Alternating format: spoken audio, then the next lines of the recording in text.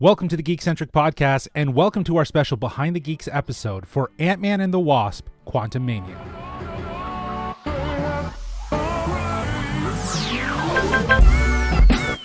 Love ya.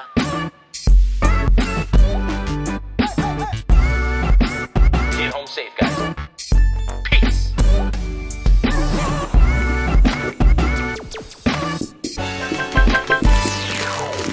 Hello, I'm J-Law, but you can call me Justin, and if you're joining us for the first time, well, we are Geekcentric, a podcast covering the world of movies, TV shows, toys, collectibles, gaming, and all things geek-centric.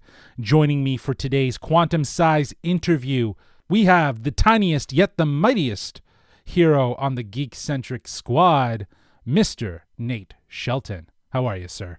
I'm doing good. Just call me Mr. Ant-Man. I'm your teacher, Mr. Ant-Man. Mr. Ant-Man? Mr. Ant-Man. That's your teacher's name? That would be my teacher name, yeah. Okay. Yeah. I teach right. small lessons or big Small. lessons to small people. Interesting to us. And you're in a school of ants. What School is this, of a Ants. school of The school ants? for ants. Have you seen that doing, Zoolander? Yeah. Oh, Zoolander? Come on, man. Well, I'm glad. I didn't know if you had. Before we get into who our lovely guests are, I'd love to let you all know that we will have our spoiler-free review for Ant-Man and the Wasp: QUANTUMANIA out tomorrow at 12 p.m. Eastern Time for you to enjoy. But that's tomorrow's episode. Today's episode features some lovely guests from Ant-Man and the Wasp: QUANTUMANIA. Nate, why don't you let them know who you had a chance to sit down and chat with? Yeah, I had a wonderful conversation with director of the Ant-Man trilogy, Mr. Peyton Reed, which was so cool, and it was awesome to get a chance to just sort of, break down, I guess, his where he's sort of come from. They gave me like a lot of time with him. Mm-hmm. Normally for some of these bigger directors, we get 5 minutes.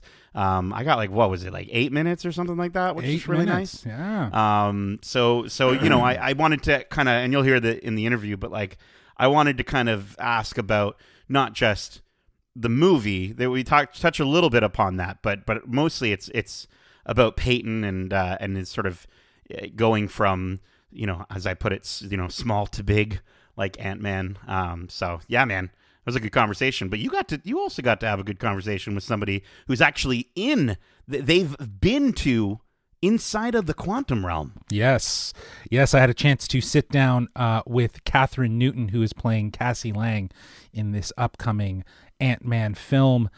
This was an in-person interview as well, because Toronto was host to the Canadian premiere of Ant-Man and the Wasp: QUANTUMANIA. Before we even get any further, I would like to just say a huge thanks to our friends at Marvel Studios Canada, and by extension, Disney Studios Canada, for setting up our interview with Peyton Reed, and for inviting me out to take part in both the in-person interview with Kathryn Newton and the red carpet premiere. I got to stand behind the sachet lines, if you will, and film some stuff. And we'll talk a little bit more about that after we get through our interviews. You know what? Let's not delay any further. Let's get to the interviews. I wanted to talk about my favorite types of ants. Can I list them off really quick? You can list them off while they listen to our interviews. So here's our interview with Kathryn Newton and director Peyton Reed. Enjoy. Kathryn, welcome to Toronto. How are you? I'm great. Thank you for having me. By the way, happy belated. I'm sure you're getting Thank that you. a lot today. Every day feels like my birthday right now. It's nice that these things are kind of aligned at the moment, right? It is. I'll never forget it. And I Yeah. love talking about this movie, and I've definitely wished for it to be in a Marvel movie on many birthdays. So Yes. It's a dream come true. Well, it's been some time since we've seen Cassie. I wanted to know, in your words, who's Cassie Lang right now in QUANTUMANIA? Well, in this movie, we get to see a new version of Cassie. We're continuing the legacy of this character that the fans have already grown to love so much.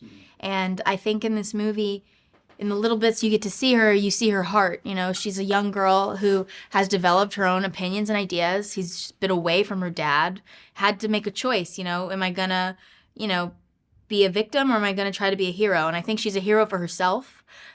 She leads with her heart. It gets her into a lot of trouble. she's extremely impatient, just like me, and makes a lot of mistakes.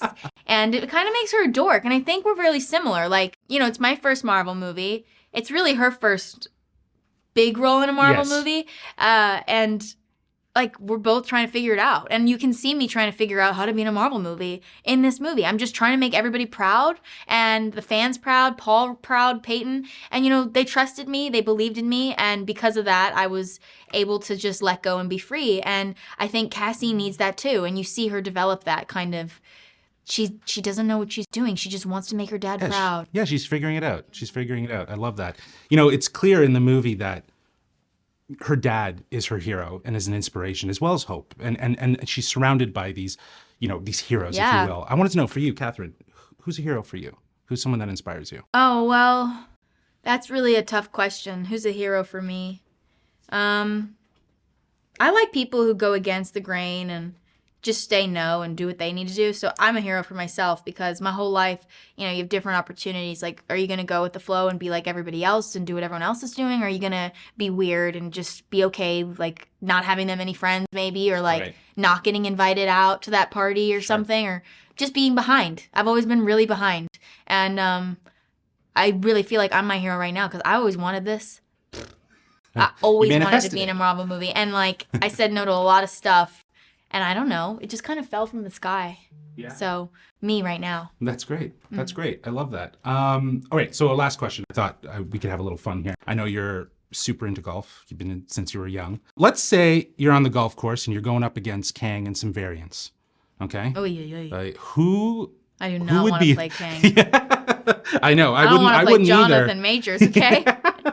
I would love to know what other 3 heroes would be on your team to go up against Kang on the golf course. Groot, Hulk, and maybe, Kate Bishop, I think. Yes, I was thinking Kate Bishop. Accuracy, totally love that. I also thought of a Hulk. I thought She-Hulk. I thought she'd be like, She-Hulk, intimidating. Hulk, whatever. Yeah, whoever hits the ball farther. Awesome. They probably hit them both farther than me. Awesome. Well, thank you so much for taking the time today. You were outstanding in this movie, and I'm looking forward to seeing more of you. Thank you. In the MCU I'm really glad that you liked Cassie. Thank you, guys. Hey, Peyton, thank you so much for joining me on the Geekcentric podcast. My name is Nate. How are you doing today, and how was the premiere? I'm good, Nate. The premiere was insane, as you would expect. It was really, really fun. Those things are always fun to see, not only the fans, but all the people that you made the movie with in the first place. It was a good time. Sounds awesome. I hope to join you for one day, as I'm sure you'll continue to make more of these movies. But we've made it to the 3rd film now. When you were brought on for the first film, and pardon my pun here, but was doing a trilogy anything that you could have ever anticipated? Oh, I love it. Oh, you're speaking my language now.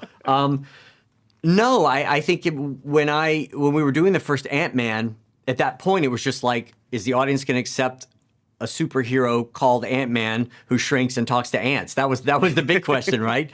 But now, like, as we go into this 3rd movie, we always had in the back of our minds, like, wouldn't it be great if, right? But I think you can't be too presumptuous and think like you're automatically going to get a 2nd, much less a 3rd movie. But I feel like I love the way that Scott Lang has progressed in the MCU, in the Ant-Man movies certainly, but also in the Avengers movies, and I feel like he's earned his place to be front and center in an epic battle like the one we present in QUANTUMANIA. So I feel like, for me, it's really gratifying. We all grew up with trilogies, right? The original Star Wars trilogy, what at the time was an Indiana Jones trilogy, Back to the Future certainly. So for me, I have to admit, it was a sort of a if an unspoken goal, a goal nonetheless. So I'm thrilled about it.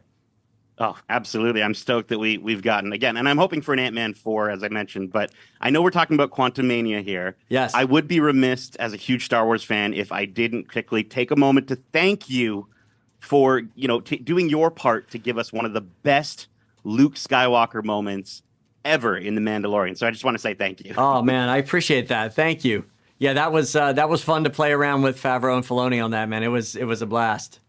Absolutely. But along those lines, I think like Ant-Man yourself, you've gone from small to huge with cult classics like, Bring It On, Yes Man, to now working on massive IP like Star Wars and the Ant-Man trilogy. What goes into working with these larger-than-life characters in comparison to kind of your earlier work? I think doing the Marvel movies, that it certainly has similarities to any of the movies I've ever done.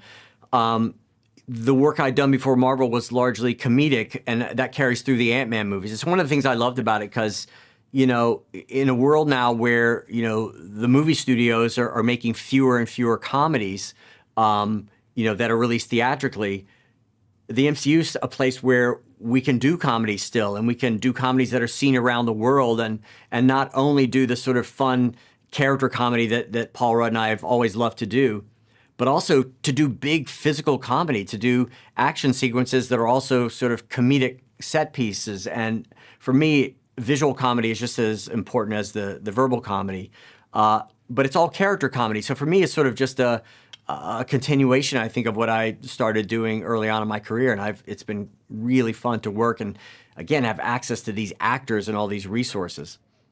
Absolutely. Now, I mean, you've said that every time you take on a new movie, you feel pressure. Yes. But, now you're not just taking on a Marvel movie. You're taking on the start of Phase 5. Does that increase the pressure even more, or are you like, it's old bag now, you're used to it? Yeah, listen, no, I found myself not feeling stressed enough, so I had to increase the pressure on myself. That's it. And I said, well, why not kick off an entire phase of Marvel movies? One thing we wanted to do, if we were going to do a third Ant-Man movie, we really wanted to switch it up. The first two took place in San Francisco. We felt like we owed the audience a trip to the quantum realm. We teased it, obviously, in the first two movies. It came in handy in Avengers Endgame for Scott. But we wanted to spend some time down there. And it also gave us a chance to answer that question of what the hell Janet Van Dyne was doing down there for 30 years. Yeah. And as we started to develop the story and made the decision to introduce Kang the Conqueror, it made sense. There's a specific reason we find Kang down in the quantum realm, right? He's been exiled. And we like the idea that maybe there was a prior relationship between Janet Van Dyne. She hasn't told her family much about her time in the quantum realm, and we find out, there's a reason why. She came into contact with this powerful, bad character, and it did not end well for either of them. No, definitely not. But Peyton, from your time, this is going to be a bit of a deep cut here, but final question, I guess. Yes. DJing for, WXYC at the University of North Carolina. Can you tell me what goes into the greatest hits of a Marvel movie? And are there any comparisons between DJing for college students in the 80s or university students in the 80s and crafting a Marvel movie for the most hardcore of hardcore fans? Well, okay, so the similarities between being a DJ at WXYC in the 80s to making a Marvel movie would be this. If you're a college radio DJ, which I don't know if you've ever done, but that's a finicky crowd. Yeah. And, part of it is entertaining that crowd that's listening to the station, but also kind of showing off how cool your musical tastes are, right? And where you're going to you've heard this, but have you heard the alternate version of this or this B-side? There's always that thing of the balancing act of really obscure, but also the mainstream stuff that everyone loves. And it's not dissimilar from doing a Marvel movie, which is, you do have to tell the stories and have a certain fidelity to the characters in the Marvel Comics world, because there's expectations and fans have their own relationships with these characters. But there is room to reinvent these characters because it's very different. A character on the page is very different than a character, in the Marvel Universe in live action. And also, it's like we got really weird with Quantumania. We decided if we're going to go in the quantum realm, we got to make it weird and different. And we're the 31st MCU movie? It's like, we don't want to bore the audience. We don't want to show them stuff they've seen before. We want to show them something different, but to do it through the eyes of these characters that they know already. So, you have to switch up the playlist a little bit. You show them something kind of new that they haven't been exposed to, but you also want to spend some time with these familiar characters. Well, I think you definitely showed us a really cool mix with this movie. And Peyton, thank you so much for your time today. I really enjoyed the movie. I'm so excited to see what the Ant Fam does next. And for Kang the freaking Conqueror, dude, it's going to be amazing. Yeah. Well, thank you, man. I appreciate it. Thanks for your time. Cheers. All right. See ya. And we're back. And what a fantastic set of interviews. Again, it just blows our mind that we have the opportunity to sit down with these people and see a movie one week and then you talk to the people that made it and it's a Marvel movie. Like, it doesn't make sense. Dude, before we even talk about the interviews, though, you mentioned at the top that you did get a chance to go and attend the Canadian premiere, and you did some great photography, videography. We got a reel up. We got a TikTok up. If you want to check out sort of a little breakdown, little montage, some great cosplayers there. Our friend, shout out to Nate Weir, our friend of the show, was there hanging out. Justin, did you? So what to kind of set the scene for folks? What did you do at the red carpet? Did you interview Kathryn again, or? No, unfortunately not. The only reason why is because I obviously had the 5 minutes or the 3.5 minutes with her in the interview, so it didn't really make sense for me to jump in. Plus, I was solo. Usually, if I'm running if I camera, was there, dude, then it would have been a different situation. Any of the other geeks, but everyone's kind of out and about right now, busy with other things. Oot and a boot and across Canada. But yeah, no, it was, they still found a place for me to do some photography and film some stuff. Anyone who knows me, they know I like to just make content in general. So I was able to make a more or less a highlight reel of the event and highlight, the fans and the event itself. And of course, Kathryn Newton walking down this red carpet, looking incredible, by the way. Yes. Yeah. She is let me just say, she is a fashionista. She knows what looks good. She's very confident. But yeah, it was a real delight. I was able to connect with some of our peers. The movie podcast guys were also on the red carpet. They have some content out right now for you to enjoy, where they actually did do an interview. So I got a little bit of them. One Take News was there, and there a lot of other outlets were also there. Kathryn was so kind. She took the time and went to the fans, signed posters and took selfies, and she jumped in with the cosplayers and took some photos. So this was very much a big experience for her, and of course all happening in and around her birthday, which was so a lovely cool. Little, she says it in the interview.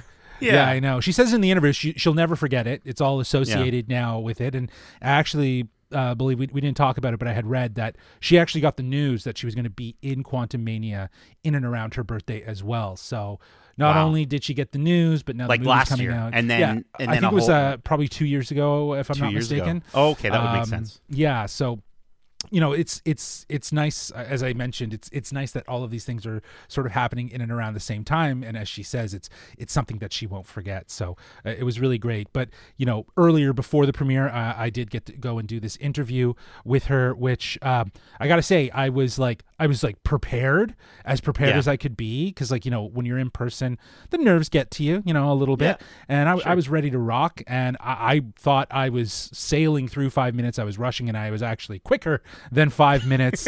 But still, the time that I had with her was great. What I love is that she really does, in a nutshell, summarize who Cassie Lang is in this moment in QUANTUMANIA, which is so familiar to the 6-year-old that we knew, right? Very, very endearing, very passionate, very loving to her father. And, now we get to see a more grown-up version of her here. And she, I love how she talks about really seeing a lot of heart from Cassie in this movie. And I think Kathryn Newton brings so much heart to this role. And I love, again, we talked about her fashion. I think in order to pull off some of the outfits that you see her pulling off obviously every time we interview these folks, I'm like, okay, I got to find all the social medias, got to follow all of them and do all this stuff. And so seeing her, 9 costume changes in the last, I'd think, 2 days, but she, I love how confident she is, not only in getting to play this character, but in herself. And so the idea that she is her own hero, she's killing it, man. She is freaking killing it. I thought it was a really great response to acknowledge the fact that, she is her own hero because she manifested this, as I said. She wanted it, she wished for it, and sure enough, it happened. And it's great to see these stories kind of happen. I think it's almost parallel to Iman Vellani playing Ms. Marvel.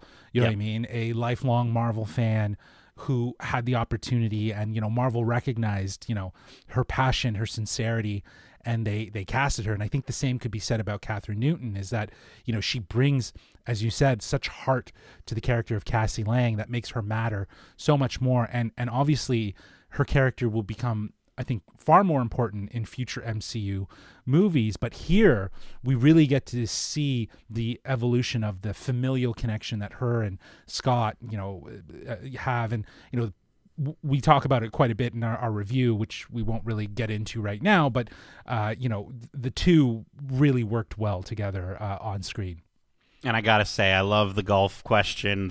Her answer of Groot makes so much sense. Like being able to manipulate the trees. Well, right, not only that, his hand is his club, and he could change it to any club that he needs. Justin, he's his own caddy, right? I need to tell you right now. Okay, listen to me. Your question, and even you just telling me the design for how you would design a Groot golfing, made me want something so bad that I don't know if we'll ever get, which is something that we haven't had since like the PS2 era.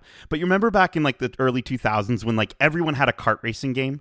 Like there was a kart racing Star Wars game, right? Like it didn't matter. An MCU dude, Marvel golfing game with like chibi style Marvel characters, and you go up against Kang and his variants? Are you kidding me? Yeah. Like you could have an unlockable Kathryn Newton outfit for Cassie Lang. Like, dude, that'd be cool. Listen, if you're a developer and you're listening to this somehow, please make it happen. Put it on Switch, put it on mobile. I don't care where you put it. Just make sure it controls well. Give me a Marvel golf game, because that would be awesome. It's funny though. It's funny because she said Groot. I was like, oh, I didn't even think of that. Yeah. I did have a Hulk. I thought She-Hulk, because she could be both intimidating and she can be a bit of a shit talker too on the greens. Yeah. That's right. But we both thought of Kate Bishop, because Kate Bishop, obviously her strength is her sort of accuracy, very Hawkeye-esque. So I think a game of golf for Kate Bishop would be a pretty easy task. And I am saying this in jest. I promise you this is not a spoiler for the movie in any way, and very much in jest. But, she said Kate Bishop. Dude, maybe she knows something about a future relationship that we don't know. Who knows? But maybe Peyton Reed knows. Yeah, well, let's talk about the interview with Peyton Reed, because like you said, it was an 8-minute interview. There was a lot of great highlights from it. I think I appreciate the honesty of his perspective in the filmmaking approach. The idea that he comes from roots that is comedy, which makes sense for the Ant-Man character, and how he's been able to naturally scale that up with each iteration of the movie, from Ant-Man 1 to Ant-Man 2, and now here in this massive epic movie that is QUANTUMANIA. I guess it goes without saying, but I love that the discussion really allowed him to kind of hone in and very, in his own words, talk about why he is so passionate about making these Ant films. Yeah, it's clear by this point, like he's a pro by this point, right? This is his third movie with Scott Lang, and I think you're right. Yeah, Scott Lang has progressed in the MCU, and it's great to hear him talk about how he really is at this stage where we get this epic, giant man-sized adventure, if you will, for Ant-Man. And the movie is so funny, and it's great to hear that he's able to carry his comedic chops over from earlier work. Like, Edgar Wright certainly would have put a great comedic spin on it, I'm sure, but it's great to see how Peyton, over this trilogy, has worked with Paul Rudd to blend, the MCU with comedy in the same vein that we've gotten with a James Gunn or a Taika Waititi. But I would even go so far as to say, and you know what, I do think that personally I have laughed harder at situations with the Guardians and with Thor than I have with Ant-Man. But from a consistency standpoint, I think Peyton Reed is at least the most consistent in terms of the comedic style that he brings to the MCU. Yeah, and I love the idea that, as you mentioned, Edgar Wright's approach probably would have been very inherent to Edgar Wright and a little less MCU. Whereas I think with Peyton Reed, what we got is the best of both. Playing in the sandbox of the MCU while still bringing, the Peyton Reed approach to how the comedy, how the action, how the story is told. And I think that's the success that filmmakers have. If they feel stinted by the box that is the MCU, I think some filmmakers really do find that approach of acknowledging I can fit my style into the MCU, and while still celebrating what makes the MCU special and also honoring the filmmaking style that I believe in. He mentioned how there's fewer comedies being made that are being theatrically released. However, with the MCU, that is an element that can exist, and comedies don't necessarily get as much of an international release. So these Marvel movies do. So your comedy and these genre-like films are now reaching more audiences. I think that's the right approach as a filmmaker, to step into this. Obviously, it can be intimidating world of the MCU, but finding the benefits, the pros of how your film will reach more people. And Justin, I love that is exactly what he encapsulates in his last answer for the question that I came up with the DJ thing. Like he's giving us exactly what we want in an MCU movie. Thematically, he's given us an Ant-Man movie, and he's given us a big epic MCU movie, but then he also gives us those B-sides, right? With his comedy chops, but then also with the strangeness of the quantum realm, giving us stuff that we never knew we wanted. And I love that. And I also want to just shout out, I like that we somehow both came up with questions that involved the past and history of the folks that we were interviewing, as well as the MCU. So shout out to us on that. That was great. Hey, it's all about collaboration. That's what we're all about here. So, and Right. I love that you were able to dig a little deeper into Peyton's past and find out, this lovely little history piece that he was a DJ in the 80s. And he was able to connect it back to the process of making a Marvel movie. And he did it flawlessly. And I think everything mentions, everything he talks about, where it's, you have to kind of appease the fandom, but at the same time, you have to give them something new while also staying, very true to what it is. But you also know that there's a level of adaptation.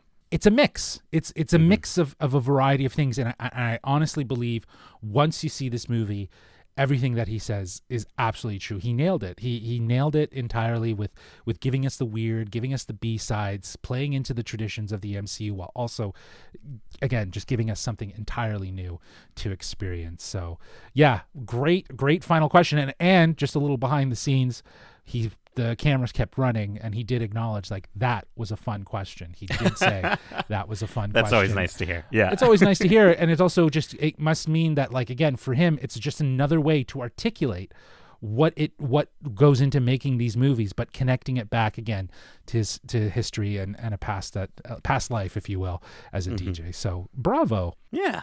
Again, another huge thanks to Marvel Studios Canada and Disney Studios Canada for setting everything up for us. They are good friends of ours, and we really appreciate taking part in these interviews, so thank you. But that is it for our special Behind the Geeks episode with director Peyton Reed and Kathryn Newton, a.k.a. Cassie Lang, from Ant-Man and the Wasp: QUANTUMANIA. But we are not done talking about this movie. As I mentioned at the top of the show, we will have our spoiler-free review out tomorrow, 12 p.m. Eastern Time, so you can hear all of our thoughts about this movie. So you'll definitely want to tune in for that. But that's it for us. We hope you enjoyed this episode, and if you did, feel free to subscribe to us wherever you listen to podcasts. And if you'd like to write into the show and let us know your thoughts on any of the interviews we've done or any of the things that we cover, well, you can reach us at wearegeekcentric@gmail.com. That's wearegeekcentric@gmail.com. Or you can hit us up on Twitter at GeekcentricYT or on Instagram at wearegeekcentric. And speaking of interviews, we do have video components of this interview available on YouTube. It's just the interview, so if you want to see a little bit more of our faces and some of the reactions, you can go to our YouTube channel, youtube.com/geekcentric. Also, we have a TikTok. We are ticking and talking. We are posting highlight reels from interviews of the past. I posted a bunch for past Marvel directors that we were fortunate enough to interview leading up to this lovely interview with Peyton Reed. So those are all available on our TikTok and on our Instagram and our Reel section. Also, keep in mind, we have a variety of other content covering the world of movies, TV shows, toys, movies and TV shows from the Geekiverse, including not one, but 2 different watch clubs going on right now. We have our watch club for The Bad Batch Season 2 going up every Wednesday around 3 p.m. Eastern Time, giving you a little bit of time to watch that episode before you join us on our watch club. And our second ongoing watch club is for The Last of Us. Now, those are dropping at 10 p.m. Eastern Time every Sunday immediately after the episode airs, so you can watch the show and then join us and listen to our thoughts. I know we were a bit divided on episode 5, but a lot of people loved it, so I must be the crazy one. You are. Who well, You're there's just infected. things- Your brain is rotting. That's what's happening. No, I just think I'm like, I'm not miffed by this game adaptation. But anyways, those are available for you to enjoy right now. And plus, we got a ton of other stuff coming your way. We got more reviews. We got a whole bunch of stuff. So hit the bells, like, subscribe, all that stuff, so you know when our latest episodes drop. Nate, thank you so much for joining me for this Quantum Size Behind the Geeks special. And as we say, Love ya. peace.